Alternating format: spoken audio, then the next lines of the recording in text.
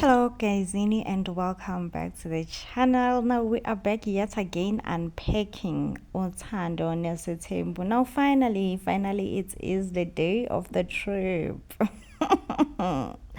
It is the day of the trip, and just like Makale has said that she will not be joining anyone in this trip. Shimbandla ngempela uMacele did not take along in the trip, but Umbali and Utobile they availed themselves, and Usne Nkosiami also was a part of the trip, as UMacele asked and requested Usne ukuthi abe khona shame etripini so that azokwazi ukunakekela abantwana. Meanwhile ke guysini, Ushibase, our Shibase is back on our TV screen. Definitely tonight we are seeing Ushibase, and you all know ukuthi Uthando Nesithembu without Umayeni,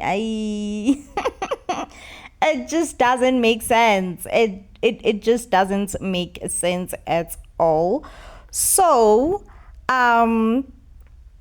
Lontusana, I mean Musa uhambile ke laphaya kwamayeni ukuyolanda umnini. You know guys, the way umnini was crying, it's broke my heart, because sometimes we want to protect our children, and because our children are too young to see ukuthi actually what we are doing is to protect them. So umnini wanted to take along and be part of the family trip, but Ushibase was just like no, I mean ngani Nkosi yami.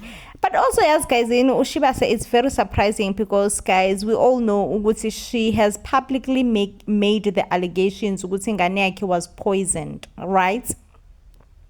So whilst Ushibase has made such huge allegations ukuthi ingane was poisoned, also what we know about Ushibase ukuthi useshabeni, I don't know right now ukuthi useshabeni, but there was like weeks ago it was trending. She came out and said it herself on her TikTok that right now she went back to her home Oshabeni. And we also know ukuthi umayeni umehambile Oshabeni ushiye ingane zakhe zodwa. And this is very confusing, guys, for a woman who says that she wants to protect her kids and ephinde futhi bashiye yena futhi bodwa.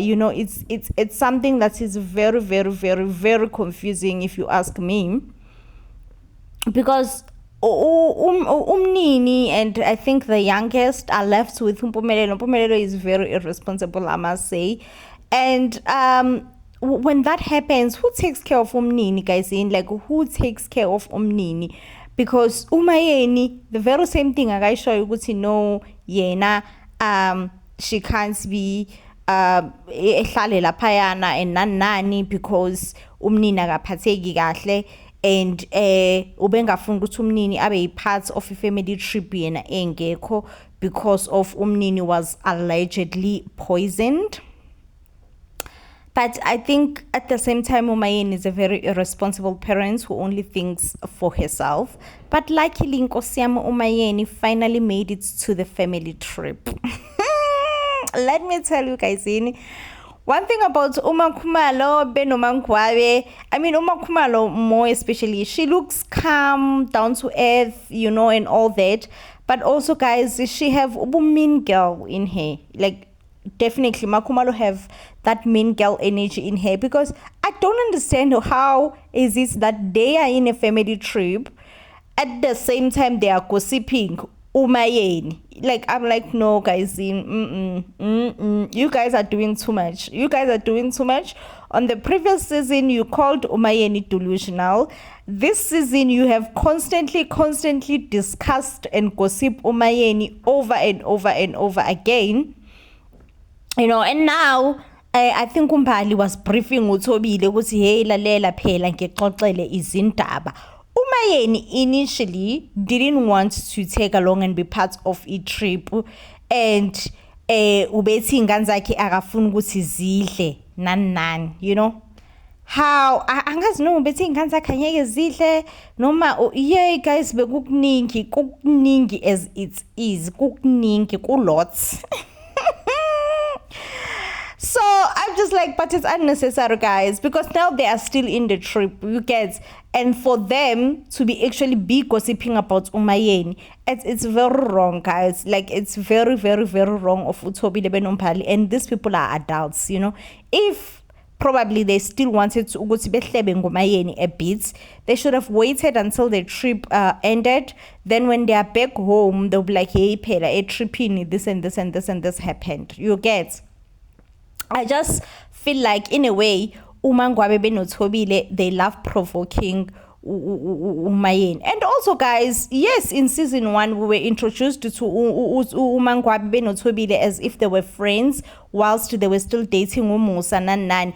But guys, that friendship broke. Okay, it broke right in front of our eyes, because there was a time when Umangwabe strongly alleged Ubaba kaThobile of mistreating her children, and I think since then they had a very taking friendship. Thobile in her diary has constantly said that, Yena Benompali, they are not as close as they used to be when they first started dating Umusa. So now this thing, no guys, it's giving Ugusi, because we have a common enemy, so therefore let's be friends. And such friendships don't last, guys, especially as adults. Come on. Guys, I cannot not say Ugusi Uthobile no Mangwabe banobumini nje, they have that just bad vibe of mean girl energy kinda. I honestly don't like both of them at this point. I really don't, because I don't understand why they seem to be very much provoking Umayeni at this point. Up next, the next storyline, sinebhubesi ke sana ibhubesi nalo lithe tag along, that's a family trip. Lathi nje angisali ku family trip, ngeke kubalekile ukuba ku family trip. Ayike ibhubesi lethu elumpumelelo le ku family trip. Manje angazi ke guys ukuthi umusa uzothini ezodini ibhubesi, but lalela ibhubesi lethu lizocikeka egayizini. I think umusa uzozama ukusho something bese ke ibhubesi lithi baba wena ngiyakukhuza hey guys, umpumelelo guys, uyayikhulumela anyway. Umusa wamenza vele wabanjele ngani sinje naye manje ayisekho soyenza, and I felt that was so disrespectful towards his father, because even if like your parent is out of line, there is a way yokuthi umtshele ukuthi baba, I think you are overstepping nani hayi nje tafuleni khona nezingane ezincane nani wena kusuyaphefumula baba nani. No, that's still your father.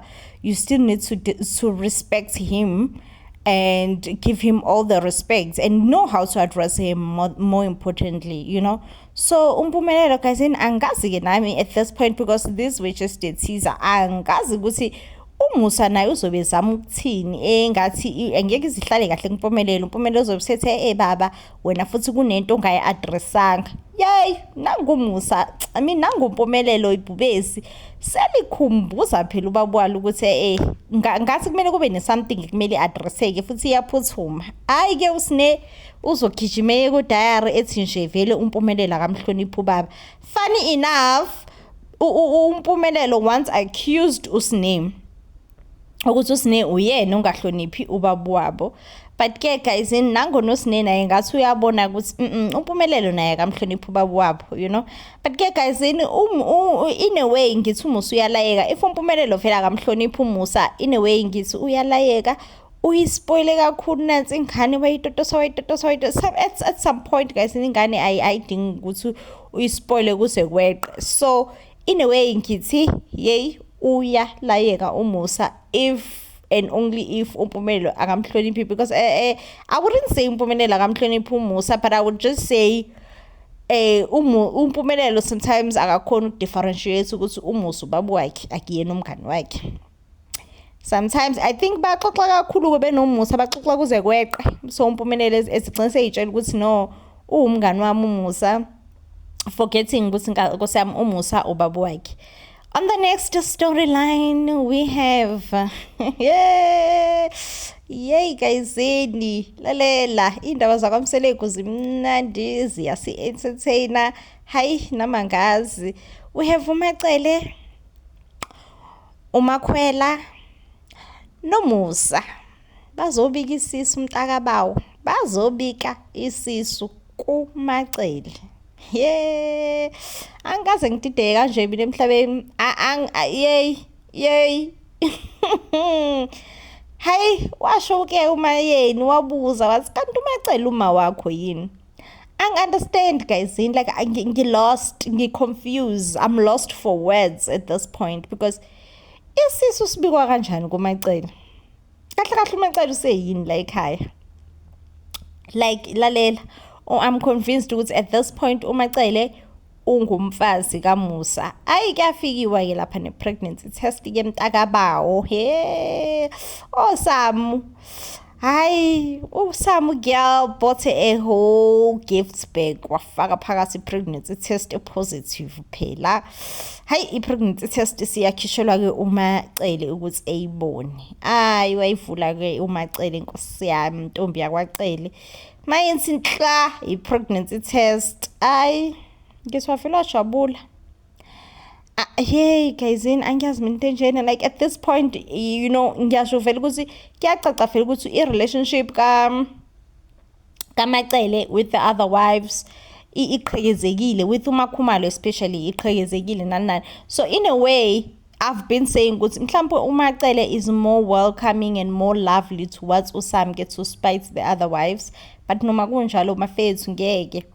Yey angaze ngibone mina i-excitement enje yomuntu emhlabeni ejabulela ukuthi indoda yakhe imithisile. Hayi ngiyaqala nokuyibona. Guys lalela, usewezwa phi inteshena wena? Ubona umuntu shoda ukuthi egiye. Ngithi bekushoda ukuthi egiye. Ejabulele nje ukuthi indoda yakhe imithisile. Ayi angaze bengiqala and surely bengigcina ukubona umuntu ejabule the way uMacele bejabule ngakhona. Ejabulela nje ukuthi indoda yakhe imithisile lekulalela. Hayi ke noSamke kosabe engasahleki girl.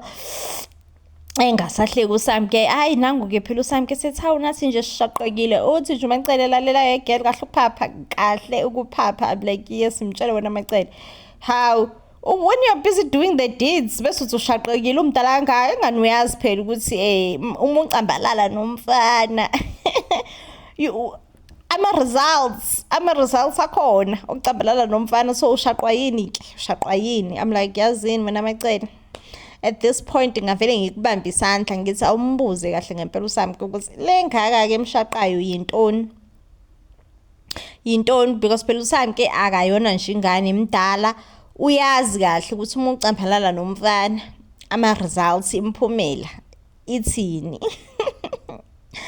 Hey guys, ngithi uMacele wajabula-ke wa-celebrate abandla, wathi nje futhi ngathi ngaba umfana. Hey I'm like hayibo, it's giving a bit of a shade, you know, it's giving shade. Wathi yeah ngathi ngaba umfana and ulontuzana uMusa-ke uyasho lana ukuthi no uMacele uya-understand ukuthi vele abafana la ekhaya bancane, so therefore kudingeka abafana abaningi nani, you know. Mina I'm like it's giving shade. Yeah, it's giving shady.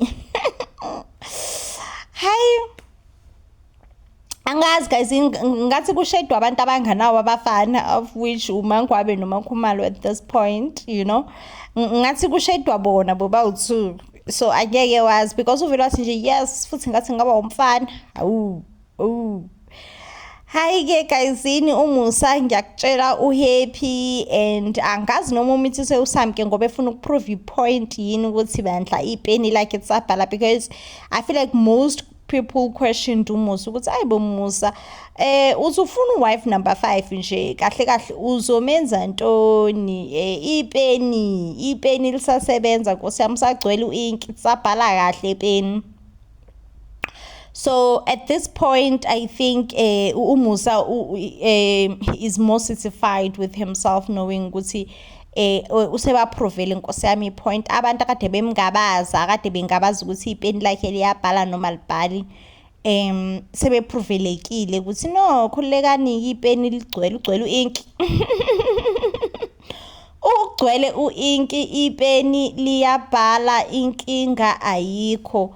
So ngiyacabanga ukuthi uMusa, I think that was just his main goal, prove point lokuthi no, he's still very much fertile. But guys, I'm not gonna say ukuthi injabulo kaMacele it was a bit shocking, guys. It was a bit shocking. I mean, I expect ukuthi be angry because useyazi ukuthi indoda yakhe iningi intombi ebabhizi nayo phansi phezulu, but he excitement, guys. Hayi ngeke bandla uMacele ube overjoyed.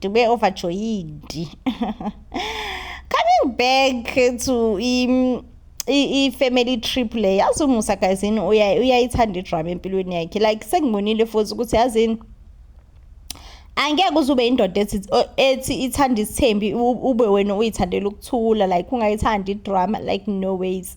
Umuthi nje wena uyindoda efuna isithembu, shuthi vele nawe nje ulobaba nje uthanda idrama, yabona nje mangabe impilo yakhe ipeaceful uyahlukumezeka uthi awe mayazi ya peaceful impilo yami ngeke ngifuna idrama. Where's the drama at, you know? I'm convinced ukuthi uMusa, he is that kind of a man who loves drama. Because tell me why is he organizing a family trip when he knows that some of the family members are not getting along?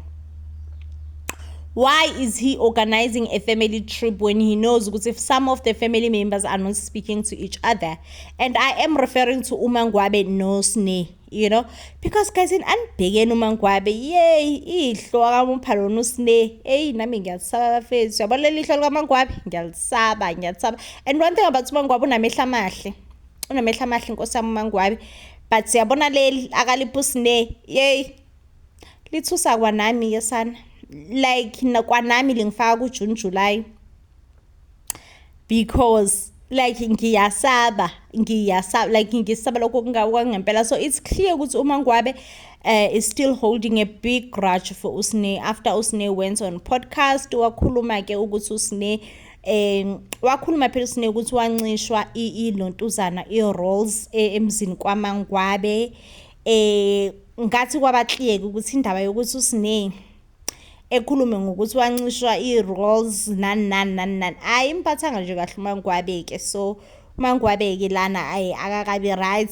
towards Usne, ngoba ke Usne wakhuluma ngabo ke, and of which guys, let me tell you, if ingane yakho, you know, let's say if bekuma Wande oye ku podcast wathi hey uma wangishisha i-roles, uMaNgwabe bengeke ehlale ngamkhulumisa uMawande, ubezomkhulumisa kahle and bese yambuza kahle ngendaba ye-role ukuthi ha kodwa uMawande wazwangiphoxa ke usukhuluma ngendaba ye-role phambi kwabantu, of which makes me wonder ukuthi vele uMaNgwabe benothobile abayena umzali kuSne. uSne ziningi izinto akazenzile ezi-wrong kuMacele, guys, inzini ekhulume nangoMacele kabi nani, but uMacele bemthatha uSne emhlalise phansi ethi hayi bo Sne wenziwa yini ukuthi uhambe uyokhuluma kubantu ngami uthi, of which vele umzali kumele enze kanjalo ingane ime wrong. Ingane yakho ime wrong uyayithatha uyihlalise phansi uyibuze uyikhuze uthi mama lalela kungaphinde kuyenze leyo nto angiyithandi.